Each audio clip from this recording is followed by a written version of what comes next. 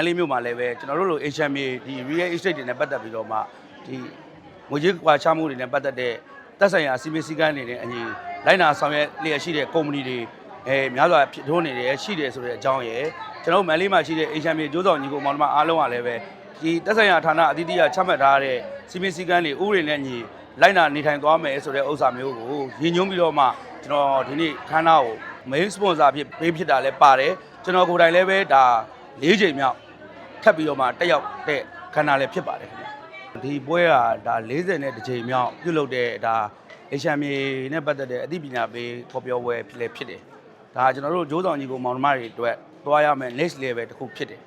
ဒါဘာလို့ဆိုတော့သက်ဆိုင်ရာအစိုးရကနေသတ်မှတ်ထားတဲ့ policy တွေရဲ့ update ဒါကျွန်တော်တို့စီမင်းတွေဒါလေးစားလိုက်နာဖို့အတွက်ချမှတ်ထားတဲ့ဥပဒေတွေကိုဒါကျွန်တော်တို့ဂျိုးဆောင်ညီကိုမောင်နှမတွေကဥပဒေနဲ့ညီလိုက်နာဆောင်ရွက်ဖို့အတွက်ပြုလုပ်တဲ့ပွဲဖြစ်တဲ့အတွက်ကြောင့်မလို့ကျွန်တော်ဒီပွဲကို main sponsor ဖြစ်ပေးခဲ့ခြင်းဖြစ်ပါတယ် GSN Great Service Manly Company Limited အနေနဲ့ကတော့အဓိက main ဖို့တာကြီးကတော့ဒါကျွန်တော်တို့ကဒီ HMA လို့သာကျွန်တော်ပြောတာပေါ့နော်တို့တော့ကျွန်တော်တို့က one stop service လို့ခေါ်တဲ့ဒီတနေရာထဲမှာဝန်ဆောင်မှုကိုတစ်ထိုင်ထဲရယူနိုင်တဲ့ one stop service company ဖြစ်ကျွန်တော်ရည်ရွယ်ပြီးဖွင့်လှစ်တည်ထောင်ခြင်းဖြစ်ပါတယ်ဒီကတော့ကျွန်တော်တို့လူမှုစီးပွားဘဝတွေဖွံ့ဖြိုးတိုးတက်လာဖို့အတွက်ရည်ညွှန်းပါတယ်သက်ဆိုင်ရာဌာနအသီးသီးကိုတွားရောက်ပြီးတော့မှဆောင်ရွက်ရမယ့်ဝန်ဆောင်မှုတစ်ခုချင်းစီအတိုင်းအတွက်ကိုကျွန်တော်စီမှာအသေးစိတ်ဝန်ဆောင်မှုများဖြစ်ပြန်လည်ပြီးတော့ဒါမျှဝေပြီးတော့ဝန်ဆောင်မှုပေးဖြစ်တာလည်းပါပါတယ်ဒါကြောင့်လည်းပဲကျွန်တော်ကဝန်ဆောင်မှုကုမ္ပဏီကိုတည်ထောင်နေနောက်ဒီ HMA နဲ့ပတ်သက်တဲ့ဒီဥပဒေရေးရာအဖျားဖျားနဲ့ပတ်သက်ပြီးတော့မှတည်ကောင်းစရာများကိုလည်းပဲဒါအခါအလွဲဆိုတာကျွန်တော်တင်တန်းတွေဖွင့်လှစ်ပြီးတော့မှအခမဲ့ပေးနေတာတွေရှိပါတယ်အဓိကတော့ဒီနေ့တက်ရောက်တဲ့ခန္ဓာလေးကအင်မတန်ကိုမှလည်းဒီအနေနဲ့ရဲ့အသီးသီးရရှိတဲ့ညီကိုမောင်နှမတွေနဲ့တွေ့ဆုံရတဲ့ပွဲလေးလည်းဖြစ်တယ်သက်ဆိုင်ရာဌာနတာဝန်ရှိပုဂ္ဂိုလ်အသီးသီးရနေပြီးတော့မှဥပဒေနဲ့အညီလိုက်နာဆောင်ရွက်နိုင်ဖို့အတွက်ဟောပြောပြသပေးတဲ့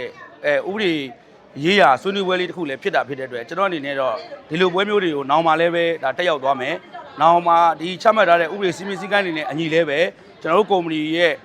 rule တွေစည်းမျဉ်းတွေ vision တွေ mission တွေမှာလည်းပဲကျွန်တော်ထည့်သွင်းပြီးတော့ဆောင်ရွက်သွားမယ်ကျွန်တော်ကုမ္ပဏီမှာလည်းပဲအတီးကြားကျွန်တော်တို့ဒီငွေကြေးခွာချမှုနဲ့ပတ်သက်တဲ့တာဝန်တွေကိုပေးသွားမယ်လို့ကျွန်တော်ဆုံးဖြတ်ထားပါတယ်ကျွန်တော်တို့က HMA အသင်းသားတွေဖြစ်တဲ့အတွက်ကြောင့်မလို့ကို့အသင်းရုံးတွေကဒီလိုမျိုးလုပ်တဲ့စွမ်းရည်မြင့်တင်တန်းတွေပေါ်မှာကျွန်တော်တို့ကပံ့ပိုးကူညီရမှာကျွန်တော်တို့တာဝန်ပဲဖြစ်တယ်အဲ့ဒီအတွက်ကျွန်တော်တို့အောင်မြင်တာကြာရှုံးတာနောက်ထားကျွန်တော်တို့ရတဲ့ခွန်အားနဲ့တော့ကျွန်တော်တို့ကတိုးတက်အောင်ဆောင်ရွက်သွားရမှာဖြစ်တယ်နောက်တစ်ခုကဒီနေ့40ကြိမ်မြောက်ဒီတင်တန်းကြီးမှာကျွန်တော်ကုမ္ပဏီအနေနဲ့ပါဝင်အားဖြည့်တာဖြစ်တဲ့အတွက် TikTok မှာကိုဒီတင်တန်းကိုတက်ရောက်ဖို့အတွက်ကျွန်တော်ကိုကမ်းလှမ်းတာတွေကိုအယောက်50ကျော်ရှိပါတယ်တကယ်တမ်းကျတော့ဒါကျွန်တော်တို့ဥဆောင်နေဆိုတာမဟုတ်ဘူးမြန်မာနိုင်ငံ HMA အသင်းကဥဆောင်ကျင်းပတာဖြစ်တယ်ဆိုတော့ကျွန်တော်ရှင်းပြတယ်သက်ဆိုင်ရာမြန်မာနိုင်ငံ HMA အသင်းရုံးတွေမှာဆက်သွယ်ပြီးတော့မှစီးရင်ပေးသွင်းပြီးတော့မှတက်ရောက်ဖို့ဆိုတာတွေကိုကျွန်တော်ပြောကြားခဲ့တာဖြစ်ပါတယ်ဘာပဲဖြစ်ဖြစ်ကျွန်တော်ဝမ်းသာတယ်ကျွန်တော်တို့အခုလိုmain sponsor ဖြစ်ပေးခဲ့တယ်လို့ကျွန်တော်မခံယူထားပါဘူးကျွန်တော်အနေနဲ့ဒါအသင်းကိုပံ့ပိုးတယ်လို့ပဲကျွန်တော်ခံယူပါတယ်ဒါကျွန်တော်မန္တလေးတိုင်းမှာရှိတဲ့မြန်မာနိုင်ငံ HMA အသင်းမှာမဟုတ်ပါဘူးမန္တလေးတိုင်း HMA အသင်းနောက်မလီစာ HMA ဝန်ဆောင်မှုအသင်းတွေကရုပ်ကဲလို့ပွဲတွေလုပ်တယ်ဆိုရင်လည်းပဲကျွန်တော်ကုမ္ပဏီတွေကအခုလိုပဲမမနဲ့ရက်တည်ပြီးတော့မှခြေစုံကနေပြီးတော့မှပံ့ပိုးကူညီဆောင်ရွက်သွားမယ်ဆိုတာကိုကျွန်တော်တတိယချထားတယ်ဆိုတဲ့အကြောင်းပြောကြရင်းနဲ့အခုလိုတင်တန်းတွေကိုတက်ရောက်ပြီးတဲ့အခါမှာ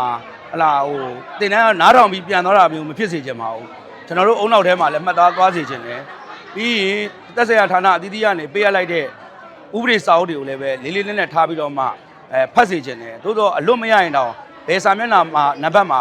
ဘယ်ကိစ္စရှိတယ်ဆိုတာလေးတော့အကြမ်းမြင်သိစေချင်တယ်ဘာပဲဖြစ်ဖြစ်ကျွန်တော်တို့ကဇက်သမားပြန်ရင်မှတ်သားစရာကြံရမယ်ဆိုတဲ့ဆောင်ဖုံးတဲ့ညီအတင်းတစ်ခုကလှုပ်လိုက်တဲ့ activity ပွဲတွေမှာတက်ရောက်လိုက်တဲ့အခမ်းအနားတစ်ခုရဲ့ပေးလိုက်တဲ့ message တွေကိုတော့ဒါကျွန်တော်တို့ညီကိုမောင်နှမတွေကခေါင်းထဲမှာဆွဆွမြဲမြဲမှတ်ပြီးတော့မှဥပဒေနဲ့ညီဆောင်ရွက်သွားကြမယ်လို့ကျွန်တော်ပြောကြားလိုတယ်ဒီအတွက်လည်းပဲ HMA ကျိုးတော်ညီကိုမောင်နှမများကလည်းပဲ NIR တိုင်းနဲ့ဒါဥပဒေတွေကိုအလေးနဲ့ထားလိုက်နာပြီးတော့မှဆောင်ရွက်သွားကြမယ်ဆိုရင်တော့အမှားယွင်းမရှိဘဲနဲ့ကျွန်တော်တို့ပြောချင်စာအတိုင်းဝင်းတစ်ခုကိုဖန်တီးနိုင်မယ်ဆိုတော့ပြောကြရင်ညီကုန်းချုပ်ရပါတယ်ခင်ဗျာ